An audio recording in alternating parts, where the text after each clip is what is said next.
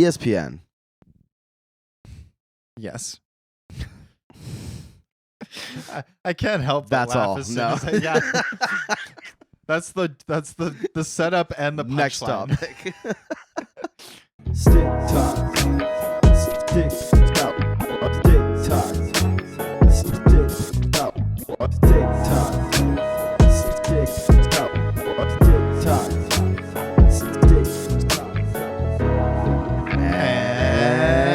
And hockey. Yes, sir. Welcome back, everyone. This is episode 70 of Stick Talk Hockey. As always, I'm your host, Tico. This is my co-host. I'm yours truly. We got a little bit of a new setup going on in here today, so no mounted microphones. We're back to holding like the old days. We'll see how it goes. Yeah, I mean it's cozy. It's nice. Cozy, some new chairs, feeling good. Got the full podcast vibes going on. Yeah. We redesigned this whole kind of room in here, so we'll be playing with it for a little bit here and finding what works for us. Sounds good right now, I think. It's nice. I mean, there's so much more open space. We're not stepping over each other.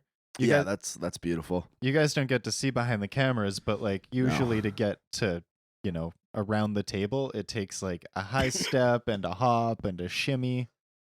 It's a lot. It is. It's a lot. So, it's a new era. Let's get after it. It's beautiful. The finals. I mean, I was worried. We took a week off here from doing the pod because last week the finals hadn't started. If we were going to do our regular Saturday episode, there wouldn't even have been a game yet. We almost got through the whole finals. I know. I was concerned that I was going to walk in here today and the finals were going to be done in a sweep. I thought it was going to be, honestly. So that didn't happen. It's 3-1 right now. We'll get to Edmonton last night, obviously, but I think we should go back through all the games here. Yeah, of course. Game 1, Florida kind of just weathers the Edmonton Storm, holds on to a 3-0 win. I mean, Bobrovsky goes absolutely Bobrovsky mode. He looked incredible. I mean, yeah. That guy's a walking highlight reel this year. I know. I do find it, what's the one where he does the pad stack? Yeah. That highlight, that was getting blasted around everywhere. I thought that was a little weird because he didn't make a save there. Nugent Hopkins missed the net. It just it was kind of a weird highlight to me, but I mean, still, he played out of his mind. I think people just love a good pad stack. It's of just, course. It's so it's so brodeur. It's so it's just not something you see anymore. No, it's not. And yes, I do love a good pad stack. And I mean, the Carey Price windmill pad stack. Yeah. Do you remember that save? Oh yeah. Oh yeah. What Iconic. a playoff moment. Iconic. Ryan Miller had some good pad stacks as well later on. That was really the era where they were the ones carrying the torch, and they were the last ones. I feel like if they had more success, it would still be more prevalent. Yeah, that's fair. I feel like once you get to the pad stack moment, you done goofed. Yeah, it's not it's not something you can rely on. That's for sure. Yeah. But yeah, I mean, Bob he's been lights out. He's been lights out the last 2 rounds, really. They got outshot 32-18, Florida, and they get a shutout win against the Oilers. Not something I expected to see out the gate here. Yeah, I mean, Florida had some penalty trouble too, did they not? They kind of were in the sin bin for a good chunk of that game. Mm-hmm. So, I mean, you kind of have to commend their penalty kill. For sure. And I do think, it wasn't as it wasn't domination like a lot of people kind of said. That was kind of the rhetoric online was oh, how did Florida sneak away with one? If the Oilers dominated the whole game, if they play like that this whole series, they're going to win, blah, blah, blah. I don't think it was that crazy. I thought Edmonton played better. Playing over your head to break even, it doesn't feel good. Yeah, I mean, we talked about that before the series, right? That Edmonton had to play a bit above their weight class if they were going to play with the big dogs in this series, whereas Florida gets to just kind of be Florida. Yeah, and I mean, we talked about it. The finals don't lie. And we talked about experience. Yeah. And it's just so evident right away. Edmonton really did seem starstruck. I don't know if Yep. that's quite the word, but just enamored by the stage. Yeah. Whereas Florida looked bored. They looked Right. bored of the semantics. They wanted to play hockey. I mean, they looked businesslike. Yeah, They looked like they were here. They were ready for the finals. They have been waking up for this all year long. That finals experience really does matter. You can tell Florida, like just the way that they play the game within the game, the way that they're like trying to pick apart the Oilers. and meticulously, like they are Yeah. finding just the perfect windows. They're skating away. Like they're not getting hot the way the Oilers are. Yeah, and when like it's so funny because they get chippy and then they get the Oilers like so hot Yeah. and then they just walk away like nothing happened. Just leave it alone. It's like Yep. nah. know? Game 2, Florida showed up for game 2. They dominated that game defensively. They held the Oilers to 0 high danger chances. Do you know how hard it is to hold the Edmonton Oilers to 0 high danger chances in a hockey game? Any team. That's bonkers. That's insane. Some broken EA ice tilts. Yeah. They win 4-1, and I mean, there you're looking at it, and you go, okay, now this is scary for Edmonton, right? And I liked their game, both the first 2 games, but you get through 2 games of the finals, and you've scored 1 goal, and neither McDavid nor Draisaitl scored one of them. Dangerous times. Was that the Draisaitl stupid penalty game? Yep. Yeah, Yes, it was. Yeah. And I mean- and that goes back to getting them hot, you know? Yeah, we were talking about that last episode. If you can get him hot, you can throw him off. Sure enough, he takes a dumb penalty. It ends up pretty much costing him that game. Elbows Barkov in the head. And didn't really get any discipline for it. He got 5K. That was a separate one too. And yeah, I mean, no, he didn't even get 5K for it. Oh, did they not He supplement? got nothing for it. Oh my god. What are we doing here? That could have been, and I thought that was really dumb of the NHL, because that's one of those things where, like, I know it didn't happen. Barkov is playing again. It seems like it's okay. But if Barkov had been hurt, which we didn't know yet at the time when they put out the supplemental discipline, or non-lack of it, if that series had changed because of that, and Draisaitl got nothing for it, like, that would be that thing that fans always remember from the series. Like, it would taint that series. It would be a huge asterisk. Like you could never look past that. Exactly. And it right. looks so bad, especially like with the narrative the NHL's had in the last few years around how they do discipline, how they handle certain players, and how it's not called straight and narrow. It's very much gray and up in the air. Yeah. You know, like we look at things and we go, oh, that's definitely this. But then you go, oh, it's the NHL. Right. We don't know. Right. Like that should be 5 games. It's like a 5K, slashing call. It's like, okay, whatever. So, yeah.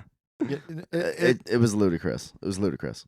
And it was just so malicious. Like, star player or not, history or not, like, there's a certain line and you have to draw it. Yeah.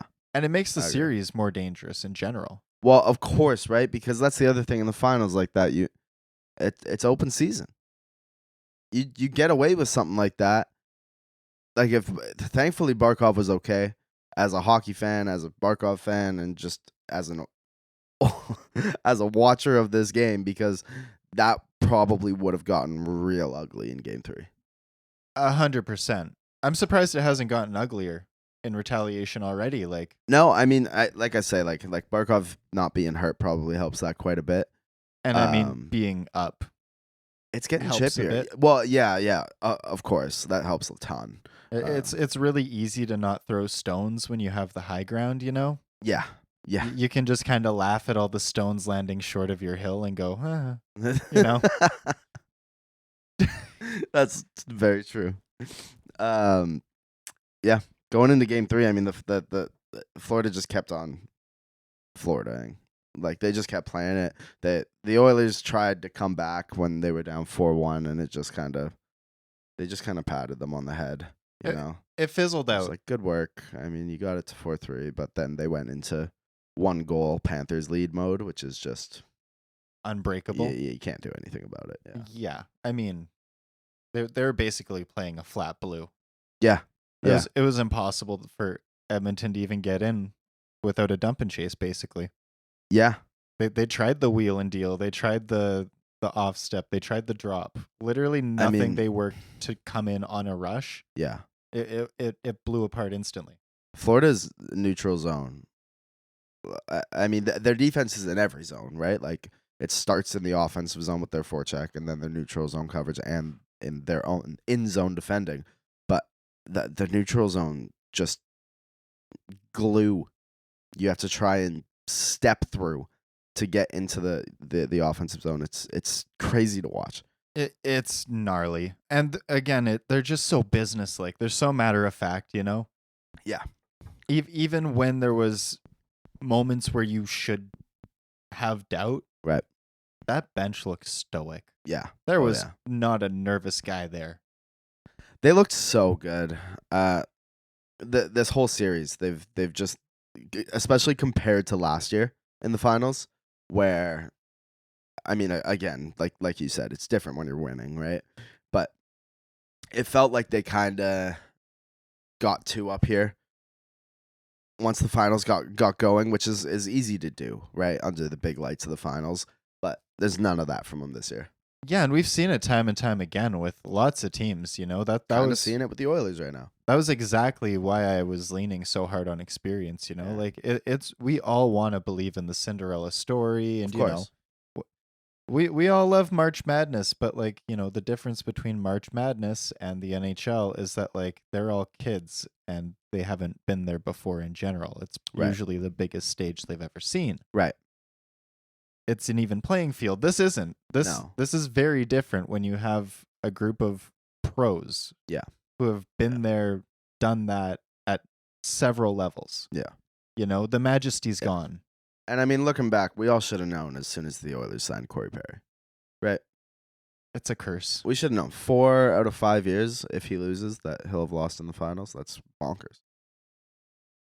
I'd like to see if there's a player that's had more finals losses. Yeah, we should get that. Jay, can you look that up? Also, ESPN. Yes. I can't help but That's laugh all. as soon No. as yeah. That's the setup and the Next punchline. topic. You're like the next Seinfeld. Yeah. So what's up with that ESPN? So I want to bring up this clip here. Sean McDonough announcing the first goal in Game 3 of the finals versus Doc Emmerich announcing the same thing, Game 3 of the finals in 18. It's Caps here, right? Yeah. And just how far we've fallen with hockey commentating. Hit me with it. Yeah, run that, Jay. Down low and a goal. Tipped in out in front by Sam Reinhart. Okay, now play the next one. Another shot off the break and another shot again. It's Ovechkin with the first goal of the game. What a difference. I hate it here. What a difference. Hey, that's Disney for you. We've been... It's the same thing they did with Star Wars, you know? Yeah. Anything Does Disney own ESPN? They do. Real? They do. That's crazy. I know, right? Like, boycott Disney? How? They own everything. Yeah. Welcome to late stage capitalism. Jay, do you have that note? How you'd fix ESPN? Can you pull that up? Yeah, let me just see. I'm gonna show the camera here so that they don't have to see everything, but Jay's got a 45-day plan. How long did it take you to write that dissertation? 45 minutes. You were really fired up when you ESPN for real should hire Jay. Wow. Hey, no. Wah, wah, wah, wah, wah. Where you got a network you would work for? TNT? Valid. Okay. Very valid. I like that. You'll fix Sportsnet? Sportsnet could I'm a use a fix good Sportsnet. fixing. Yeah. I'm a fix Sportsnet. The issue of fixing Sportsnet is that you also have to fix Rogers, and that's just impossible. So yeah, game 3. Florida takes a 3-0 lead. And that's pretty dark, you know?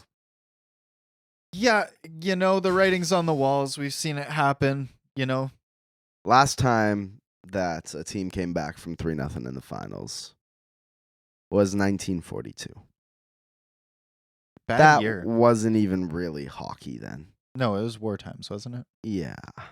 Like, the Leafs did it. And actually, I do want you all to remember that because I'm actually going to circle back to that stat. Yeah. We don't have to get into that right this moment. It got dark, though. The odds of coming back from 3-0 are astronomical. yeah. I mean, has it been done in the finals before? Has a team reverse swept? 1942. Okay, yeah. Okay, yeah. Leafs, Sorry. Yeah. I'm sorry. Trill. I Never just said mind. remember that. Yeah, cut that. Cut that. I'm sorry. Instantly forgets. I was just so wrapped up in like 1942 as a whole. Oh, yeah. I was like, how many? Because I'm kind of curious. Like, I don't know. I just jumped into like Statsville when you said that. Sure. How many like of the NHL's players at that time? Yeah. Became enlisted in the war or like signed up and went overseas too. Probably a lot of them. Right. So like I'm kind of Yeah. curious like what the competition was like. Right. In 1942. Well, there was only 6 teams. You know. Yeah. Yeah. Anyways, game 3, like we should get it back to that. Yeah. Let's dive back into Florida. Yeah. Gordie Howe has 7 cup losses. I guess that makes sense. He played for like 50 years. Yeah. I mean, can you fault the guy? He probably has like way more cup wins though. So Yeah, I think Perry's is more impressive. Yeah. Right. Like saying LeBron has the most finals losses. It's like, yeah, well, Yeah. it's because he's there. Yeah. yeah. Or Tom Brady's thrown the most interceptions in Super Bowls. It's like, Right. I don't know if that's a real stat, but I yeah, mean, but if it is, it's if like, it yeah, was, no, it's duh. like, yeah, 'cause he's he's always played- in the Super Bowl. yeah, because he's played 8 of them. So Yeah. I mean, like, of course he's thrown 8 interceptions. Yeah. It's not that freaking groundbreaking. Yeah, 100%. Game 3, I don't really have even too much to go into because game 4 is the interesting one, right? Last night. A blowout. Yeah. I have 2 schools of thought on this, and I'm not Yeah. sure which one I like more. Yeah. My thing is like, if you're Florida, Mm-hmm. at a certain point, like I kind of get the whole wrap it up, get out of this game, Yeah. don't take it personally. Yeah. What happens. Nah. I definitely get that. Yeah. But on the other hand, I kind of, I'm with the school of thought where you need to send a message. And even if you're like gonna lose bad, you need to take a pound of flesh with it. And that's not something I really saw. I think I disagree with that. I think Florida, like once that game was kind of out of hand, they were in wrap it up mode, and I don't think they do need to take I don't think they do need to take a chunk out of Edmonton because, like, they're up 3-0, or well now 3-1. I think they know that if they go back and just continue this business-like aspect they've been continuing with, this cup's gonna be theirs pretty quickly. Yeah, and the other, going back to the first school of thought is you don't want to add fuel to their fire and give them No. more bulletin board material No. and more revenge for game 5. 8-1 is a big win. That's huge. I actually have some very interesting stats on that one. And I mean, if you're Florida, you kind of just hope they blew their load. Yeah. Pause. I mean, yeah. They scored more goals last night than they have the entire rest of the series combined. Exactly. So Yeah. is that a flash in the pan or is it going to be a consistent fire? We got to give shout out to Chris Knobloch. I mean, every time that he's juggled that lineup, it's worked. That's the first time this series they've really changed things up, and it really worked. There's a reason these coaches made it. Yeah. Yeah, 100%. I mean, because, like, look at the Oilers. We see two different teams almost all the time. Yeah. And he somehow is able to quell that into consistent performance. Right. Really interesting stat. That is the largest victory margin in a finals elimination game ever. That stat's not too crazy, right? It happens. It's like a very ESPN stat, like a very specific one. However, the interesting thing there is it breaks the record set by the 1942 Leafs. Interesting. Who won 9-3 in Game 5 of the 1942 Finals. So that was also the last time a team came back from 3-0. Interesting. Also, under Chris Knobloch, every time the Oilers have lost 3 in a row, they've gone on to win the next 5 or more straight. You know? There could be something there. I kind of... Look, I'm not putting money on Edmonton. I'd be nervous if I was Florida, just with that, but know? If you're an Oilers fan right now, those two stats got to give you some hope. Yeah, the hopium's high. Especially after, like, a blowout like that, you know? 8-1 win. Did you see the fans? I mean, good for them. Yeah. As much as I don't want to see Edmonton win a cup, right? I didn't want to see their fans just have nothing. You know, every fan deserves one win in the finals. Blowouts, except the Rangers. I'm sorry, except the Rangers. Can I give you my hater take? Yes. I wanted this to go 7 because it hurts more. Look, the Canucks have been to the finals 3 times, right? They went to the finals in 82. No one ever talks about it. They got swept by the Islanders. They were the better team. Who cares? Right. The ones that hurt are 94 and 2011. The Game 7 losses. Those are the painful ones. Yeah. Jeez, that's like a genuine hater take. That might be my haterist of hater takes. But just rename the pod now. Stick Talk Haters. The Hater Report.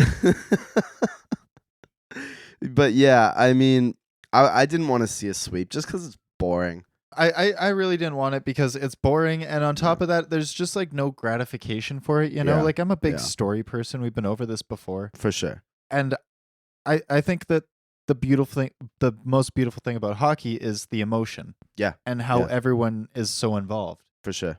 And there's nothing that feels less involved than a sweep. 100%. Especially on, like, foreign ice, you know? Right. I don't mind a final sweep. Yeah. If you're the best team. Yeah. But I just wanted to see it at home, you know? Yeah, I completely agree. And now it just adds, like, some real storyline to this series, right? Like, now you're going back to Florida for Game 5, and it is a big game. You know what I mean? I know it's 3-1 in this series, but you if you're Florida, you really want to win Game 5 at home. You don't, like, if Edmonton finds a way to win that game, well, now you're going back to Edmonton for Game 6. That's not an easy hill to climb. No, not at all. It's definitely going to be a problem if you don't handle your business in Game 5. Like, that's when the hill starts to get slippery. 100%. Really quick. Like, 100%. the high ground is not so high.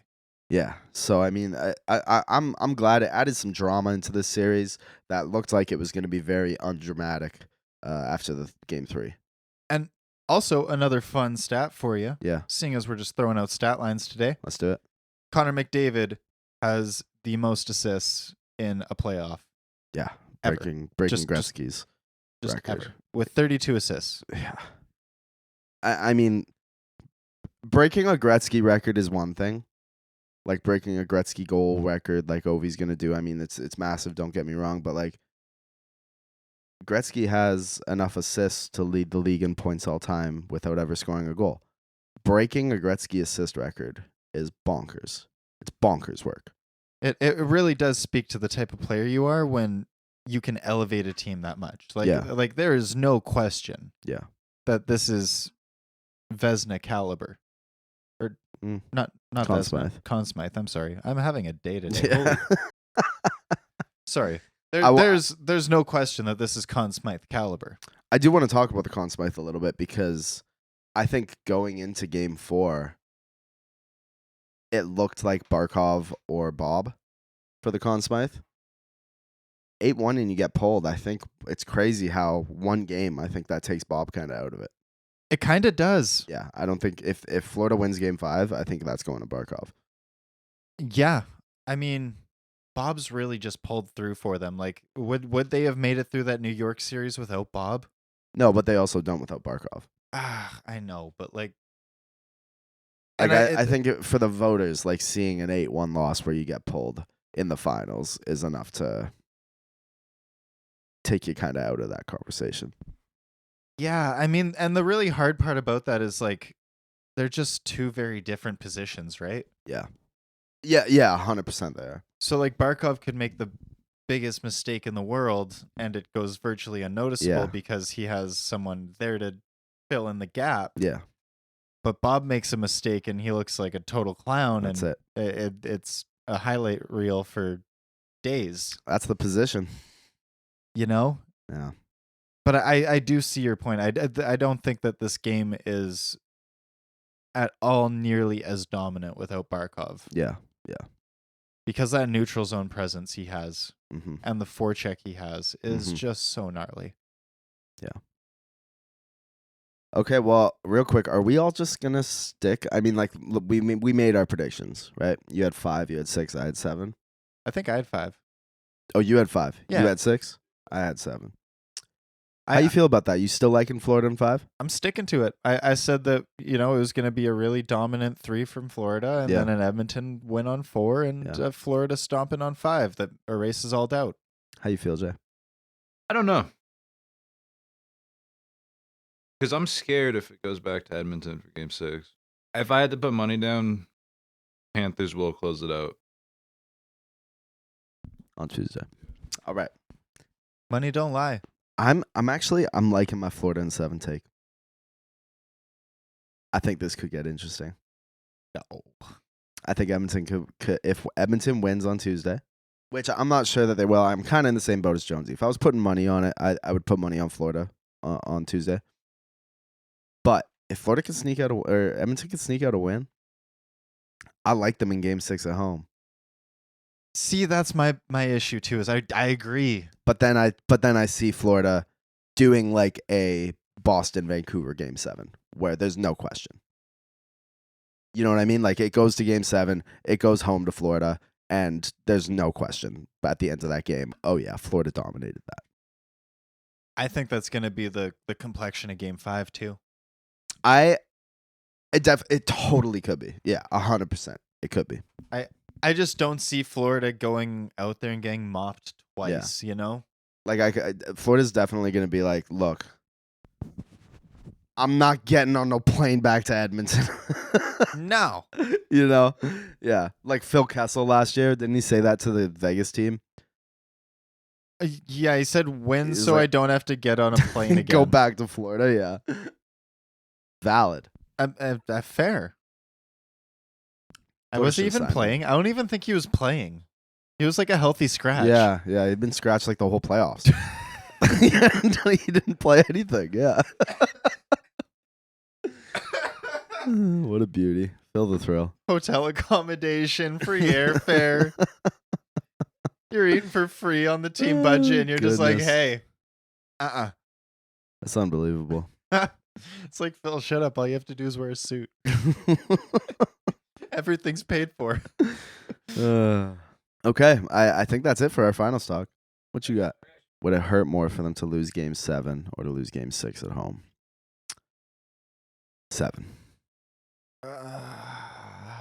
6 at home, like don't get me wrong, that's tough. But I think you still live in this world where it was 3-0, it was 3-1.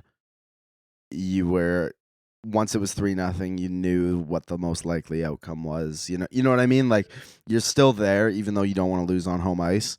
Whereas if you make it 3-3, and you go to game 7, that's now like a series you could have / should have won.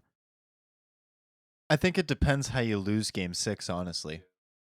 Yeah. Like, yeah, like I was going to say, like, if you're up 2 or 3 and then you absolutely collapse. like leave a skid mark on the ice in the 3rd, like, you know, I feel like that would hurt way more than, because there's always that, like, well, we made it to 7. You know, we made a series out of it. Yeah, like, does that hurt more than that same collapse in game 7? I don't think so. Yeah, okay. Like, if you were to make it to 7 and then be up and blow it, that's pain. Nightmare fuel. Like, but nightmare fuel. I just think the odds of that are so much less, and you still have that, like, you know, we were that close. It was that real. We were that good. I know that. No, that makes it so much worse. That makes it so much worse when you feel like you should have won a final and you didn't. Yeah. I mean, like, if you lose in controversy on home ice too, like, that's just as painful. Yeah. Yeah. Like that nasty Canucks goal. Which one? The one where it, like, deflected off the stanchion, came back into play, and then Kessler buried it off. Bieksa. Or was it Bieksa? Okay, in double overtime to send him to the finals.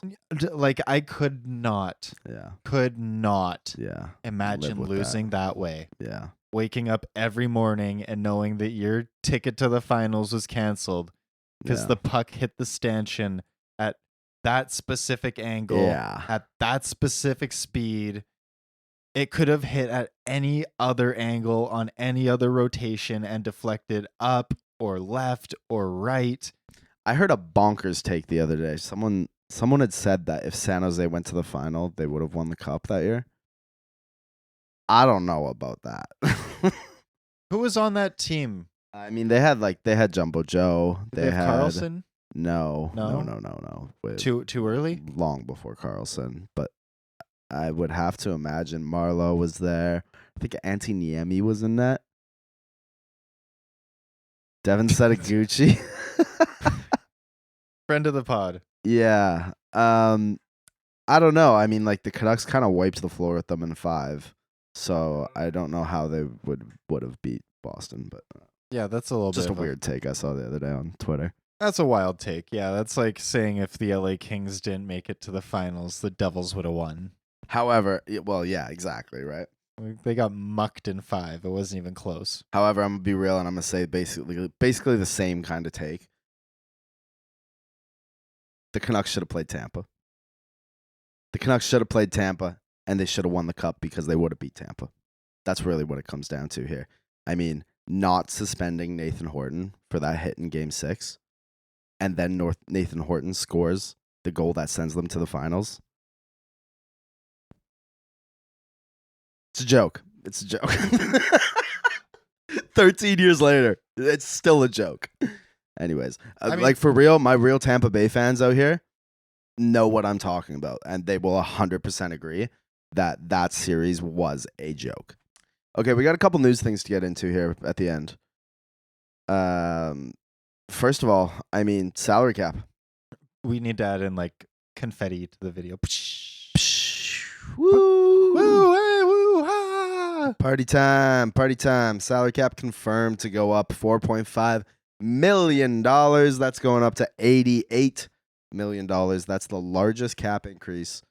A larger cap increase than the last 5 years combined. In love. Yeah, what a beautiful time. What a beautiful time. I mean, get prepared. It's a utopia. Yeah. Maybe. All I'm going to say is be prepared for free agency to look phony.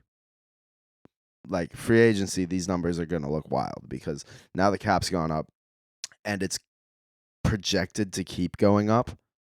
So, like, be prepared for guys that you don't think are worth money to get paid a lot of money, right? Money. Yeah. Like, I know people, like, in the Canucks fan base, people are really worried about Hronek, the potential $8 million cap hit, right? It's a lot of money for Philip Hronek. But, I mean, $4 million's half his contract.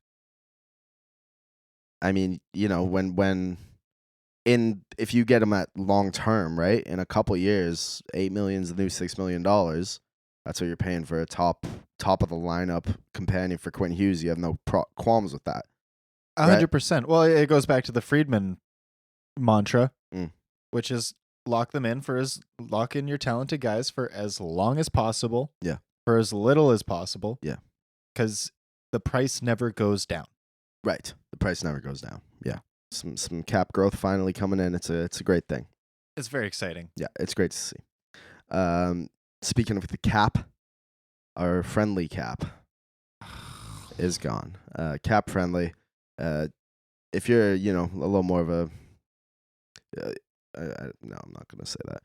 You may or may not know what cap friendly is. It's a resource on the internet where you can look up every team's full cap hits, player salaries, and not just that, like draft capital, all types of things on there. It's probably the most immersive and useful and consistently correct hockey database out there. Yeah, 100%. I mean, if you look at the draft table the last few years, every single team has cap friendly open.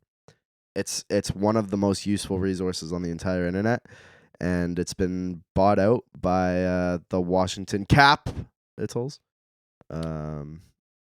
So that's tragic. They now own it. It's going to be up until after the start of free agency here, and then that website is going down. It's going to be proprietary, whatever it's called. Private information. Yeah, of the Washington Capitals. Tough day for armchair GMs.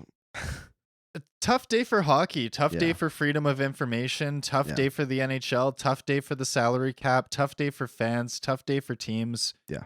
Tough day for late stage capitalism. Yuck. Ew. I can't believe this is happening. I know, right? Disappointing. It's so sick that someone tweeted, how awesome is it that we live in this world where, rich corporations can just buy public information and keep them away from everyone. Sick. It's fantastic. It's great. And then the NHL, when asked about it, they were just like, oh, well, it's supposed to be private information anyways. The NHL's so tone deaf. Obviously it drives us nuts. We've talked about it over and over again. But the way that they constantly just look at their most diehard fans that actually care about the game and care about the teams and care about what's going on in this league and go, fuck you. Yep. I don't care about what you want to know. It's none of your damn business. It's a joke. It's a travesty. It's a slap in the face. It is 100%. It's a slap in the face. Like this league is a goddamn joke, top to bottom. Yeah. And honestly, I could create a chart of things that they could have done better than this. Sure. Why did the NHL not buy cap friendly? Because they don't want you to know. Okay, but my thing is now this creates a really lopsided and disproportionate field for every other team. Of and course. Not every other team has liquid capital to buy a whole statistics company. Sure. They have to employ statistics companies. Yeah. Even if you wanted the information private and taken off of public service, having an individual team owning all the information around the league, which is arguably more information than you probably have in your own damn offices yourself, probably all collected into one convenient storage database. Yeah. Why did you not buy that for yourselves? Yeah. And why did you not just make it sourceable to the teams? Right. You could have just made that an open source thing for every team to have, like it could have been. Yeah, no. Absolutely not. I mean, it makes sense, no? Of course it does, which is why the NHL field. would never do it. Exactly. That's one thing you could have done. Yeah. And then the other really cool dope thing, which of course never would have happened, but since we're smoking the hopium, let's do it. Light it up. You could have integrated it into your own damn website. Do you know how terrible the NHL's stats website is? It makes me want to vomit. Yeah. It's freaking terrible. You should be ashamed. They Gary should be. Bettman, NHL, devs, web components, anyone in charge of anything to do with the stats pages and web pages in general. Yeah. You. Yeah. You're awful. You're 100%. bad at your job. And it's because they genuinely just don't want us to know it. And it's one thing, if you say oh, well, we don't like these are player when it comes to salaries, fans don't deserve to know people's salaries. Okay, if you're talking about coaches, sure, I'm fine with that. If you're talking about, staff, okay, I'm fine with that. We don't need to know what people earn. I don't care what the trainers make. When we're talking about a hard capped league where the money really matters in terms of what you can put on the ice, that's got to be information that you got to understand why fans want to know and should be able to know it. If there was no salary cap, it doesn't matter what a player makes then, right? Then you just pay them what they pay, and everyone just plays the roster that they play. But when you're in a hard cap league, when players want to do, or when fans want to do mock trades, or they want to understand why a roster is assembled the way that it is, knowing player salaries is massively important. And those are the fans you want to cater to the most. Those are the ones that constantly buy your useless and pedantic merch. No, I don't think that they do want to market to us. I don't think that they think that they got us, right? If you're on Cap Friendly every day doing armchair GM trades, they're not concerned about you. You're in, right? I guess that's the problem, right? Is that they want to convert more new fans. Which, I mean, hey, look, I want to grow the game. I want to convert more new fans as well. But I think there's ways to do both. And sure, but we cover hockey every week. We watch a ton of hockey. We do the armchair GM thing. We're about as diehard as you could get. Yeah. I have not bought a single piece of NHL merch. Yeah. In probably 3 years. Yeah. 4 years maybe. Yeah. That's a huge L. Yeah. That's a massive L. Yeah. They're stepping over $1 to make a dime. Of course. Yeah. It doesn't make sense. No, that's the NHL, baby. I mean, I should say it doesn't make $1 because it makes sense. Yeah, there you go. Right? I like that. Yeah, that's good. It's a travesty. Yeah. Last couple things here. Alexander Steen is the new GM of the St. Louis Blues. Congratulations. Ex-player. Played for the Blues for a long time. Great. Congrats, bro. I don't have much to say on the Blues organization or Alex Steen other than I love to see players going off, making a name for themselves, earning their way, and being invited in with open arms when they're ready. Yeah. My concern always with players that played for the organization and like the organization and the organization likes them, especially in the GM role, is that it's a finite job. It has an expiration date. So, I mean, I don't love, people were talking about the Sedins that way, oh, well, they keep going like this, so eventually they'll be coaches or head coach of somewhere or a GM. And it's yeah, but do you want that? Because eventually you're going to have to fire them. Yep. You know what I mean? Or they move up into a higher role. Yeah. And then you don't see them anyways, Right. Well, I mean, but even then, right? If you go from usually the only 3 roles at that point, if you go coach, hockey ops, GM, president. All 3 of those roles are all finite roles. Yeah. So I mean, yeah, they want to be specialized assistant coaches in the AHL. Let them do that forever. You know what I mean? Yeah. And I think that I don't know, in this era of quick blasted success and 10-year overnight successes that we just get shoved in front of our face all the time. Yeah. It's just so common to be okay, what's next? What's next? Right. What's next? It's okay to have hit your goals and be content and enjoy something. Yeah. Yeah. If your whole thing is shaping the future and understanding that getting your hands in the coaching room as soon as possible to help these prospects as young as possible to shape them for the team is your calling, and that makes you happy and content and it pays you what you need, that's fine. Yeah, that's great. That's awesome. That's great. And we shouldn't be sitting here going, okay, well, what's next? What's next? It's annoying. Let him be happy. 100%. Yeah. Because not everyone's going to be Joe Sakic. No, most aren't. Or Stevie Y. Or Shanahan. Exactly. It's a 1%. Yeah. It's a 0.05%. Yeah. Yeah, so I mean, hey, shout out to Steen. Good luck out there in St. Louis. That's great. Last thing up though, Patrik Laine asked for a trade out of Winnipeg, Winnipeg. I mean, that did happen. That did happen. Asked for a trade out of Columbus. Who cares? I mean, yeah. The thing is, like, that's what I got for that. Any like, where are you going? You're 26. You're a total bust, and you make $8 million. I don't want you. I have like Canucks world is talking about it. Nashville, I maybe? have zero desire to see Patrik Laine in a Vancouver Canucks jersey. Austin wants to see him in a Habs jersey. That's Send him there. Austin has a boner for Laine. He always has since his rookie year. He has a hard on for Laine and Zegras, and just like the weirdest brand of player. See, I think the Canucks should go after Zegras personally. You know, he might thrive in like that big city kind of thing. Big city, a guy that's had kind of, you know, or at least reportedly some work ethic and attitude issues. You put him under Rick Tocchet and next to Quinn Hughes, who he played with for years, and the scope of the business captain, and the scope of the Canadian media. I think you could turn that around.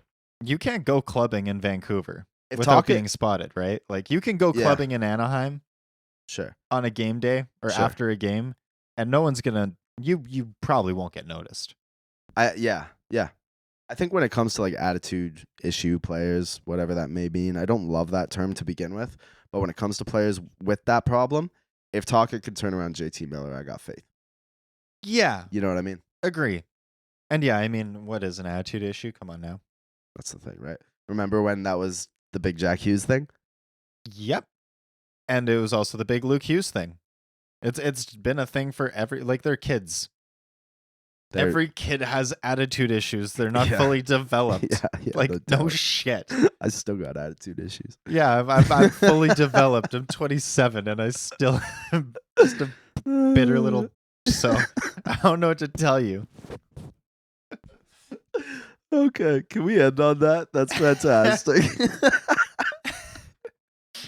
Perfect.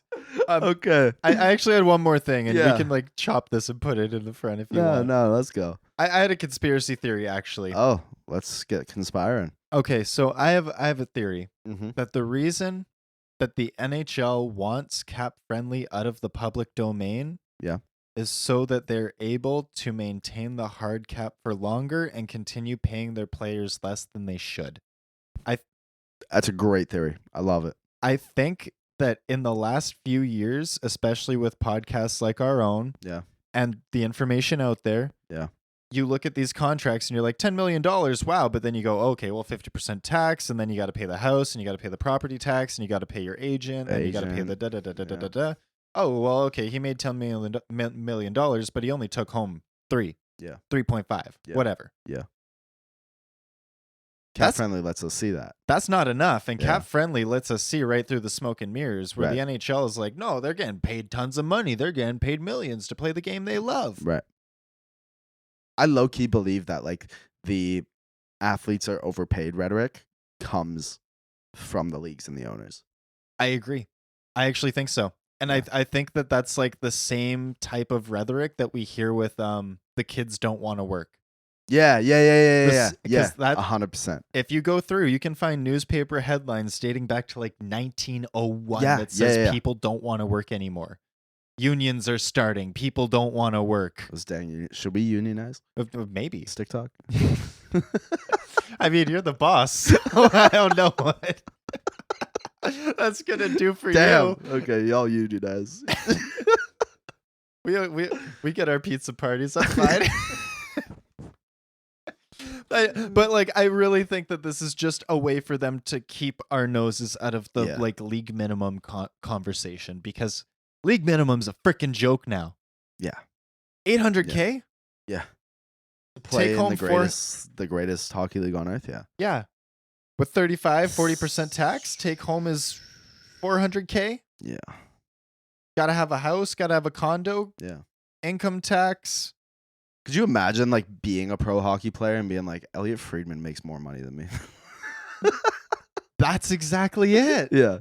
That's the issue. I mean, no shade on Friedman. I mean, none. But like know. realistically, Yeah, like, you yeah. know, and with like inflation going up, Yeah. why isn't the salary matched it? Yeah. My dollar goes Wow. less far. I'm sure theirs do too. Of course. Of course. You know? Yeah. I mean, we could get into a class consciousness debate here. Do it if you would like. I mean, no, we don't have to. I mean, if we agree on really it. want to, if we really wanted to, I would still wager that most hockey players, barring like the top 10%, still fall into upper middle class. Sue me. Sure. Like- Yeah, sure. Like, we need to change the scope of what rich is, because Yeah. rich is billionaires, 100 millionaires Yeah. that are hoarding wealth. Yeah. These guys have enough for like The owners that are hoarding it away from the players. Yeah. and hiding the information Yeah. so that we can't call them out on it and hold them accountable in a public space. God damn it, Trill. I love it. We can end. Can we end with that? End there? Yeah. Keep your fucking head up. Keep your head up. Boom. Stick talk. Stick talk. Stick talk.